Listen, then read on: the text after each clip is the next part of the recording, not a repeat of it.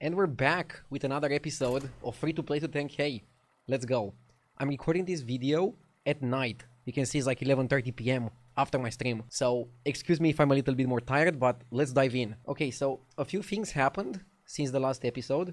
I managed to hit 10k on my main account on Europe, pay to win. And we also got the hotfix patch. The hotfix patch didn't nerf demons, which I think are probably the best tribe right now, but it buffed dragons. So dragons are a little bit better. Undead are probably now the worst tribe in the game. Dragons are still not super good. They can be good if you play them together with pirates for bounties and spells with the Fireforged Evoker. But outside of that, I still don't think they're super powerful. I think Blizzard is waiting to see a little bit more data before they make some bigger nerfs. They also adjusted some trinkets back and forth, and I think that's pretty cool. I like both these heroes. I don't think they're that bad. If I was having the 4 heroes, I would pick Murloc Holmes. Just because he's a very powerful hero, because it gives very good economy. Lich Bazial is good because demons are really good. So basically you get yourself a Rewinder, and then the hero power is amazing. And you have 18 armor, which is pretty solid. They changed Nosdormu as well. New Nosdormu just bangs the rerolls, so you can just stack them. What are the possible things you can do in this lobby? Demons, very powerful. Beasts supporting demons. Beasts supporting Quillboar. Naga. Dragons are pretty weak because there's no pirates. And beasts on their own can be okay, but probably not perfect. I think beasts are still better as a support tribe than on their own, but don't underestimate the Stegodon. It's really hard to counter a really powerful Stegodon Poltron composition. It's just also hard to build compared to a lot of things. So we can start with Ominous Seer. Why is this good? Because it's a demon. I can hero power it to buy the spell, but I don't want to take 2 damage for a 1 cost discount. So I'm just gonna buy the Seer, play it straight up, and fortify it. So without the banana, I think Surf and Surf was a better minion, but because we are Lich Bazial and we want to try to go demons this game, or at least lean heavily towards demons, you want to buy the demon. He's also a Naga, so it's not a bad tribe. I think in-fight Naga is like one of my favorite comps in the current patch. It's really, really nice. And fun to play as well, and I think that matters too. So we level here. Generally, putting stats on a minion that has high health is good, because it can trade multiple times, so you're getting really good worth. I don't have a problem spending the banana here. Like, are we waiting for a Divine Shield? Obviously, it's not going to be a permanent minion, but I think doing well in the first fight matters quite a bit in the first fight. One problem with buffing this is that you cannot go free on free, but because we are Lich Bazial and we have a 2-cost hero power on 5 gold, we're chill. We never need to go free on free anyways.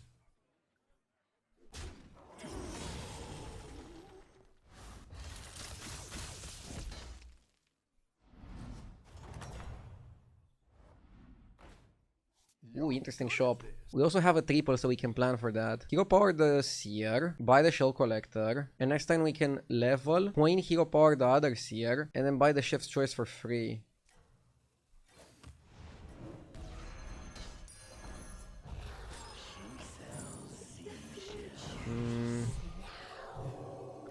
I kind of want to do this now. We're losing 1 gold if we hero power the Seer, but I think even though it's good to be efficient, let's not be crazy, okay? This play is really powerful. We're gonna be at 44 health and we're gonna take a 4-drop. And we're gonna get like full board. Let's not anger the Battlegrounds gods. I mean, you could go Chef's Choice and like wait, but nah, you do it now. Taking a 4 is perfectly fine. It puts you in a spot where you're like really, really powerful.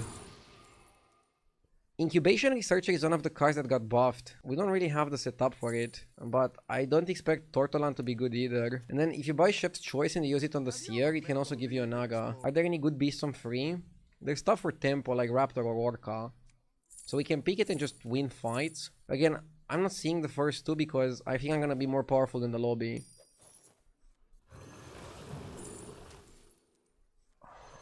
Orca is a really good target to buff now. We could hold Chef's Choice.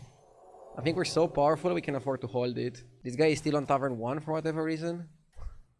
I mean, I think you could do this play even in the highest of MMRs.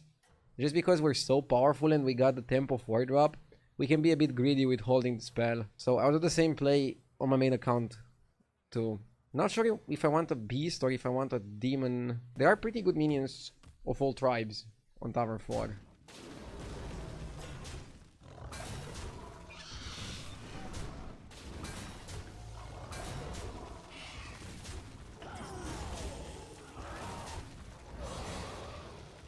I mean, he went to 2 now. He built an arsenal on Tavern 1. I respect that. Nice workout. Let's go up. Keep up the pressure. I want to get the demon, yeah. Ooh. Wow, that's a demon. Generally, you should buy this. Getting on board is important. Basically, if it helps you snowball the game into a win, you can take as much damage as you want. If you're gonna win every single fight until the rest of the game, I can even be on 1 HP. Obviously, I don't want to do that, but I'm just giving an example. Defiler is putting the folders in the next 3 goals, but without you manually regolling, you're not gonna access them. That's a small downside, but it's fine. We're stacking the next goals, and next time I get the trinket, on turn 7 I just want to go to 5. I don't think we can get the trinket and go to 5 unless something crazy happens, but this lobby being a bit softer definitely doesn't apply any pressure on me, and I'm the one actually applying pressure on others. I think I'm also the only player on Tavern 4, yeah. Okay, this guy is pretty strong actually. And I lost. Okay. Okay.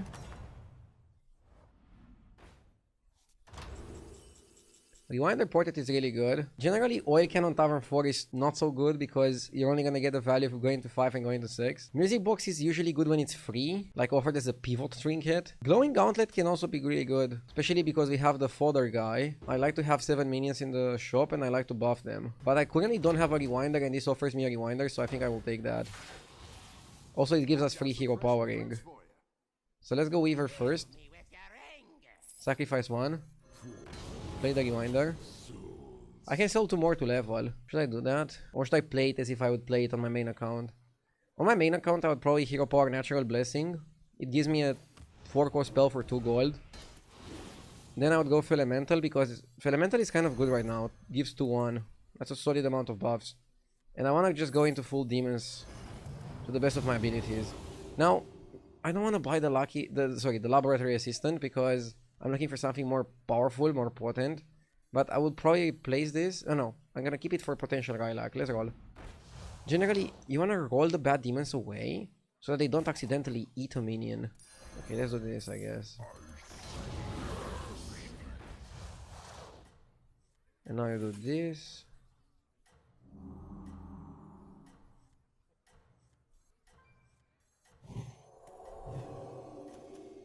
My next cuts are the Orca and the Shark. Next time I want to level, and then we see from there what we can do. My targets are Twisted Roughguard, that's like the best card for demons. Void Pop Trainer, and then this card can be played together with Rylak, also with Bran. Also, tripling into 6, I want to get Consummate. Batty and Felbat are okay, but they're not that good actually. Consummate Conqueror is like the best card you can find. And then you can always find Ashen, Bazaar Dealer, Fellfire, Taekwondo, just for a little bit of extra spice. But none of them are mandatory, let's say. So here maybe you sell Shark for overconfidence because your opponent seems weak. But that's kind of like a disrespectful play. Because you're getting weaker by selling a minion, and then you still think you're stronger than your opponent. So again, it's a play you could make if you think you're better than the opponent, but let's continue playing as if I would play on my main account. You can already see, a lot of people are overstaying Tavern 3. One of my rules that I always repeat like a broken record on my stream, you generally want to be Tavern 3 or Tavern 4 for the first trinket. But then, turn 6, you should be Tavern 4. And then, turn 7 or turn 8, you should be Tavern 5. The problem that happens in this lobby, this guy is still Tavern 3, so he cannot be Tavern 5 next turn. My opponent is still Tavern 3, and then this guy is also still Tavern 3. So 3 out of 8 people are in a position where they're just under-leveling. Under-leveling feels strong, but you basically don't know what you're doing and how to spend the money efficiently. Sometimes it makes sense to under-level slightly, but I think you still want to be Tavern 4 on turn 6, and then if you're on like 10 health, sure, don't go to 5. You know? Like, if your risk at dying is... If you can die next turn, delay going to 5, but you should always be Tavern 4 on turn 6. Always. I mean, there's no always in Battlegrounds. But in 99% of the games, you want to be like that. You want to play like that. That's how I see it.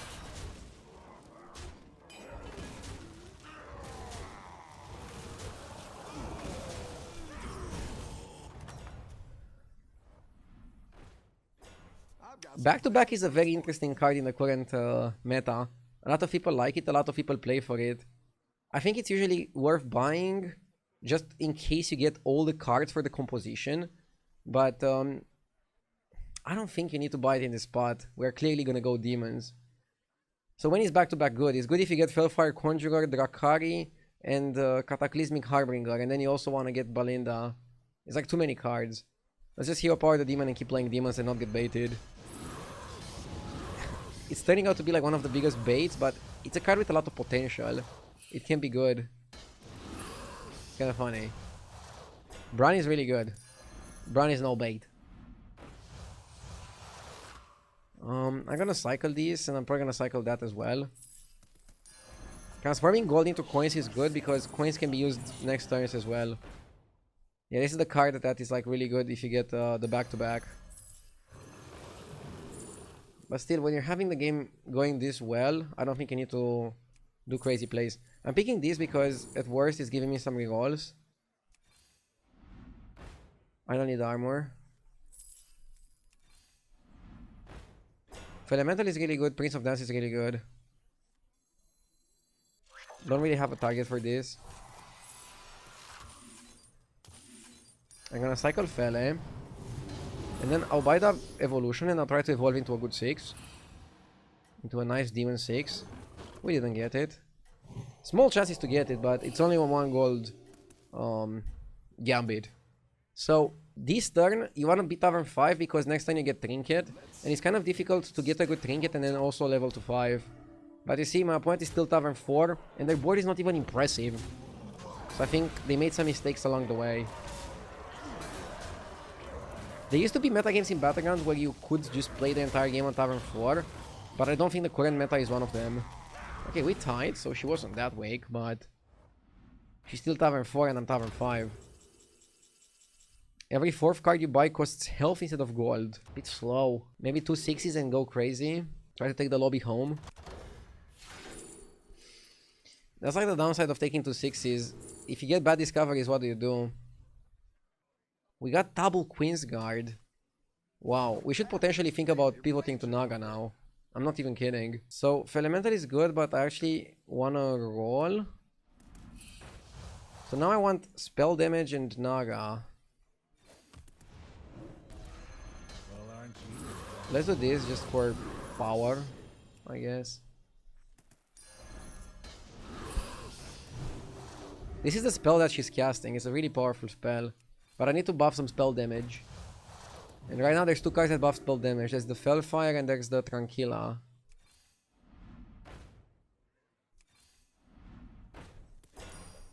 Come on, are we hitting? Or are we not hitting? Rylak, Smuggler. That's another composition, but we don't want it here. Tranquilla, okay. Tranquilla is really good. So we got Tranquilla.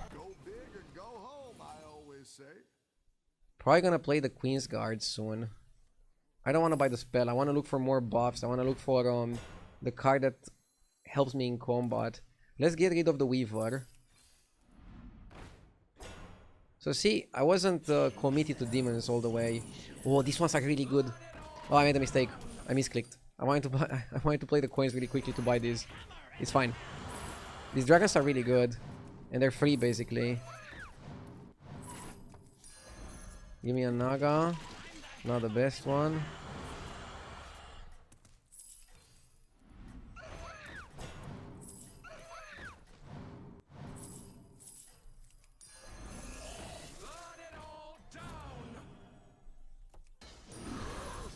Okay, we got a Conjurer, we got a Tranquilla. This is good. So now we're buffing the spell damage by 2 to every single turn. And then we're playing the Queen's Guard. That's buffing the entire board. So see, we pivoted out of demons even though we thought we were gonna play demons.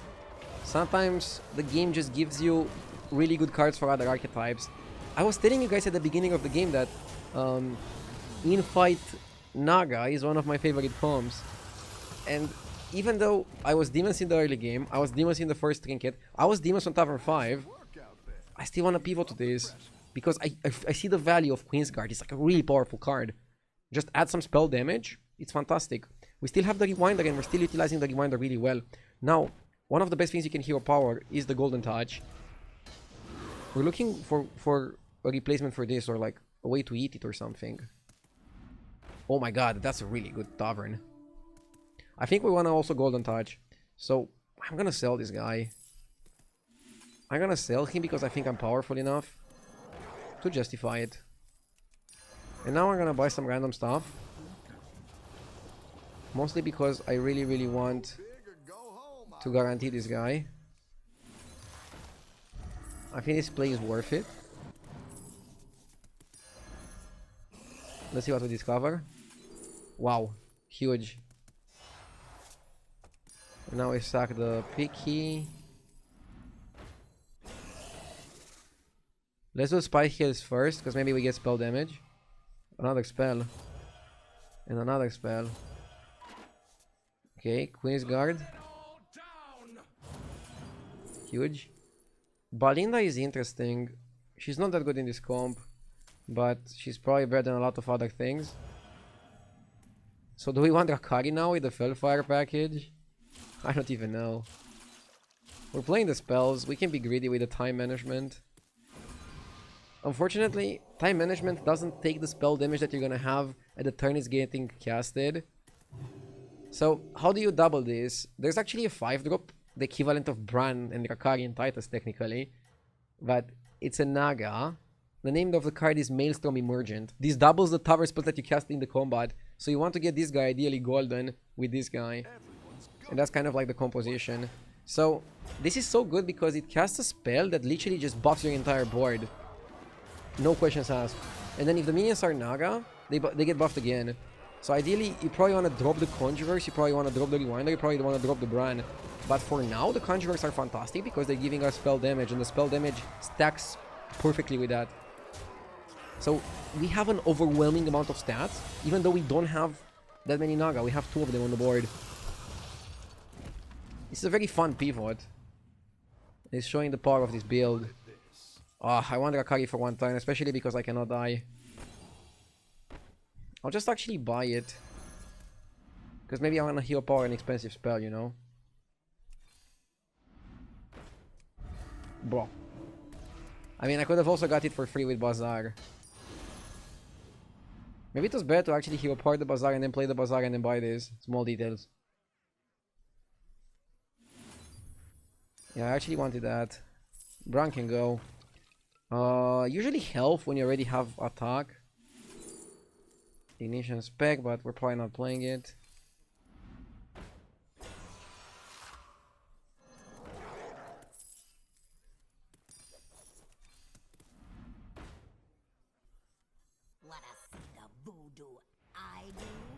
Or let's play it maybe over the Rewinder.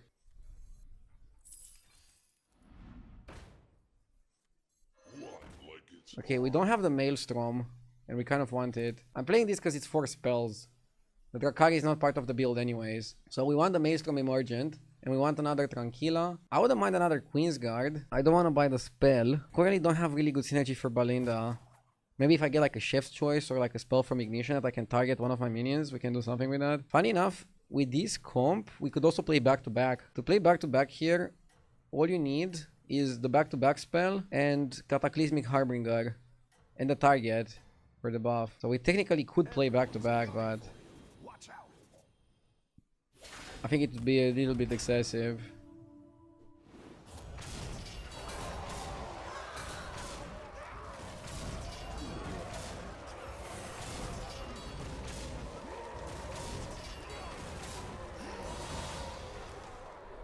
This next turn matters quite a bit. We need a Maelstrom, and we kind of need Wind Fury on this. You're good at this.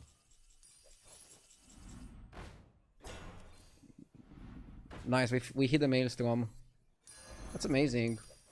So we're fighting Naga, Demons. Let's see the mirror match first. Exciting. Macau actually works on this, right?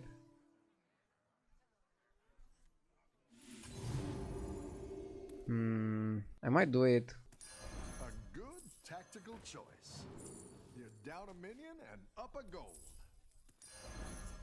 Can cut one of the small ones, right? Or cut Tranquila. Tranquila is really good because it gets the spell, but if we're having Rakari, Conjurer is a bit better. At the same time, I kind of want to just go towards full Naga. Says Rdu while playing Macau.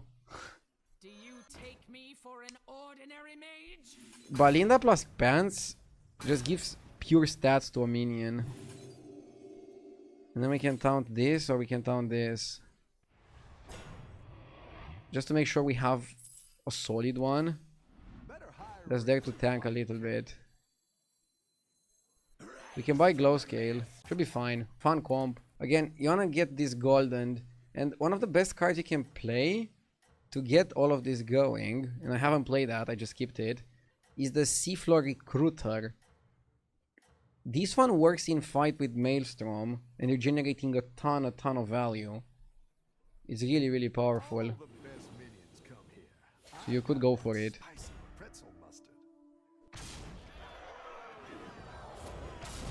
This should already be enough.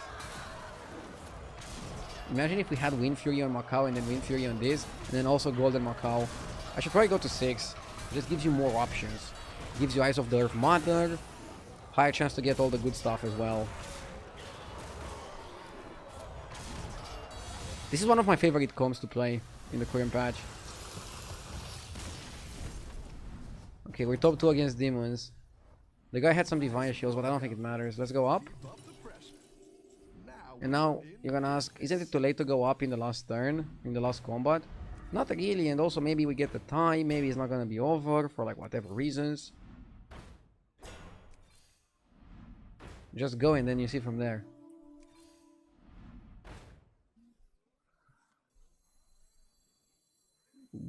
Good card, but... I'll cut Rakari and I'll play Strategist. Yeah. I really want this one. I really want this one. Why Strategy is good? Because it's a Naga. And it also gives us economy for a potential next turn. And I'll play this on that. Looks good. Yeah, I want that if I connect the first attack without Macau dying, I just want to run away with the game. That's kind of my desire. This guy has been playing just self-damage demons. I don't think he has anything crazy. Again, the craziest way to play demons, and in my opinion, the way to play demons for them to be the best and most consistent build in the game, is to get an early Twisted Wrathguard, and then get an early Consummate Conqueror, and then use that to buff the shop, and then just like cycle with Bran, and then you can go almost infinite if you have enough APM and the game is not lagging. That's a big one, because the game is often lagging, you know? You got this. You're way ahead. Okay.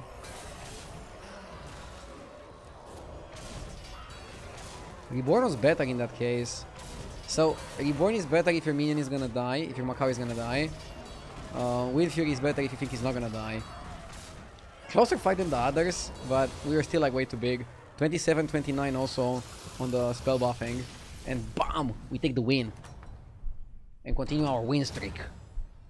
See you in the next episode. Do you ever wonder how I'm so consistent? Well, I never play Battlegrounds without Hearthstone Deck Tracker. It lets me see each hero's win rate, and stats about which tribes get first place in this lobby. Bob's body shows me the odds of winning, losing, or doing little damage in each fight. And it proves I'm the most unlucky player alive. Com guides show me the minions I need to commit to a build, and are great when I need a direction. You can try out all these features for free! Download Hearthstone Deck Tracker now from hsreplay.net, and get ready to dominate the tavern.